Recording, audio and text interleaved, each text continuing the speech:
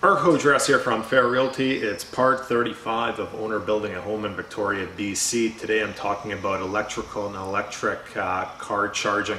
This is my 200 amp electrical panel. As you can see, it's completely packed. Every single slot is taken up. I do have two sub panels as well. But when I installed my Tesla electric wall charging station with a 40 amp breaker on the panel, it took the maximum load of the house, which is a bit of a complicated calculation, up to 189 amps, with the 200 being the max. And it's calculated by multiplying various breakers by factors, such as electric car stations, you multiply by 0.8. So 40 amp breakers multiplied by 0.8, it's a load of 32. You add up all the loads and you need to stay under your maximum service level.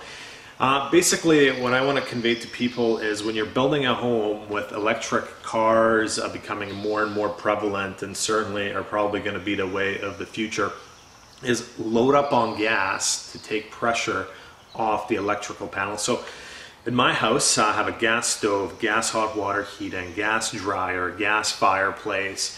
But in hindsight, I should have probably gone with a gas dryer and a gas stove in my suite as well.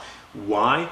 If I bought a second Tesla, which probably will happen in the future, I have no more room on my panel for a second 40 amp electric car charging station. I'm pretty much maxed out. So my advice to people is put as much gas as possible in your house in terms of various appliances, or go 400 amp service. The problem with a 400 amp service is it requires a mechanical room, and then it makes things a lot more complicated and a lot more expensive. So gas up for your electric vehicle is basically my advice.